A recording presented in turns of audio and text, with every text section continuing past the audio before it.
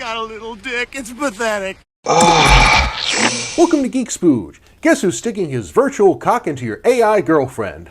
This guy! Not a fan account. I am not AI. I don't think. It's the real me, the real Gibby.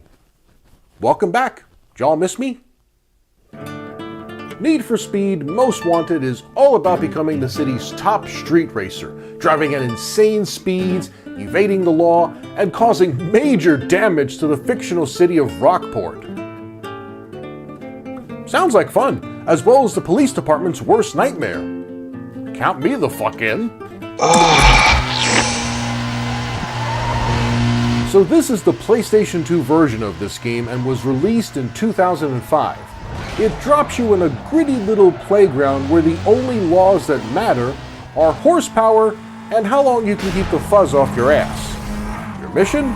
Climb the blacklist of 15 elite racers, get revenge on the guy who stole your ride, and maybe, just maybe, prove to the cops that traffic school was a total fucking waste of time. The races range from your usual circuits and sprints to unique modes like Toll Booth, where you play beat the clock at every checkpoint, and Speed Trap, where victory comes down to clocking higher speeds at checkpoints, basically drag racing for people who like math.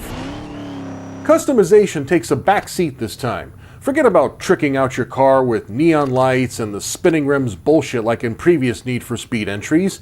Here, upgrades mostly boil down to making your car faster, meaner, and slightly less likely to end up as scrap metal after a police chase.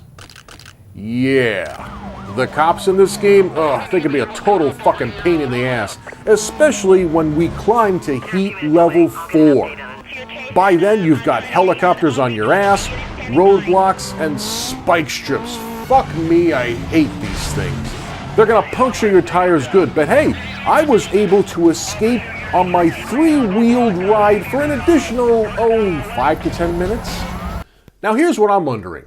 If I was playing the Xbox 360 version of this game and I did the exact same thing with the 3 wheels, does that count as some kind of achievement? What if the car was on fire? What if the car was on fire while the police chief was hanging off the roof? What if the police chief was on horseback and you know what? Fuck it, let's just get back to the game before I get too crazy. Take away the concept of climbing up the blacklist ladder, and you've still got police chases that actually, truthfully, got my heart racing.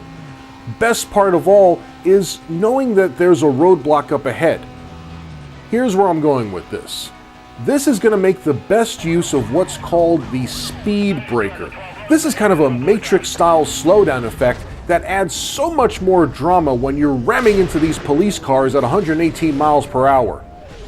Plus, the adrenaline-pumping music that accompanies the chase, it kind of makes you feel like you're in a high-octane movie like Speed or some shit.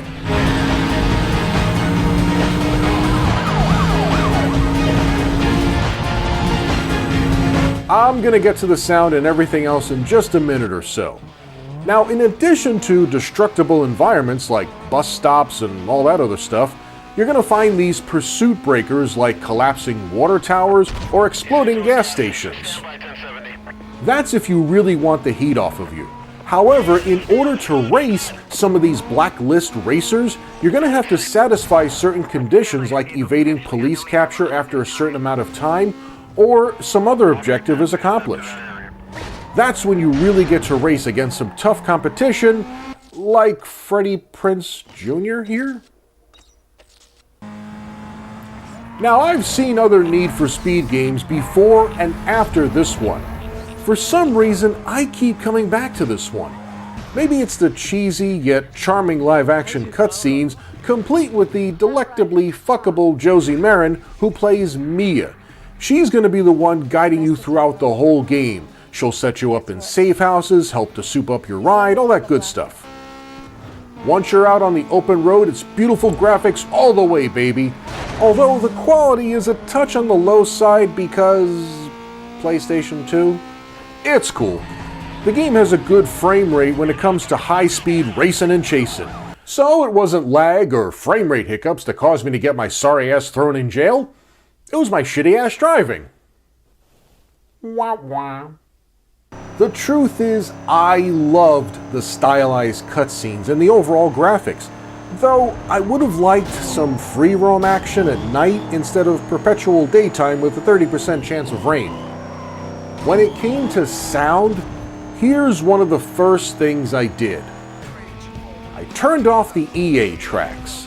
Now look, I got nothing at all against the artists who contributed to this game, because there's a lot of genres of music to go along with the racing, like rap and hip-hop. I guess I prefer listening to the sound effects and the score that plays during those insane pursuits. Everyone is gonna have their own audio preferences. This is mine. My controls were set up so that I have the option to accelerate with the X button or the right analog stick. At least with the analog, I have a little more control over my speed, particularly when I'm trying to just simply find a garage while keeping a low speed profile just in case the cops are monitoring. No matter what car I was using, you're going to have to devote some time to mastering tight turns so you're not trading paint with other cars on the road. I think I just killed the Griswolds on their way to Wally World. Now let's talk about challenge. Don't forget, in between the world's wildest police chases part 7, you're supposed to be climbing up that blacklist ladder I keep talking about in order to take down the fucker who took your original ride. The challenges and the AI will get tougher, but if you accumulate enough cash, you can customize new rides to take down that competition and the fuzz a lot quicker. And you won't need to watch a Fast and Furious movie for inspiration. Now look, I'm going to be upfront and honest, I haven't had the opportunity to check out every single Need for Speed entry known to man. But even if I did, I would still return to this one. It's got the right amount of charm, gritty aesthetic, and heart-pumping audio.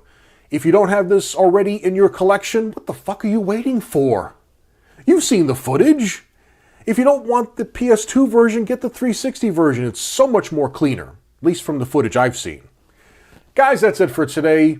Thanks for joining us. Don't forget to comment, like, subscribe, all that happy shit. And in spite of what you've just seen today, support your local police. I guess. Or not. Bye!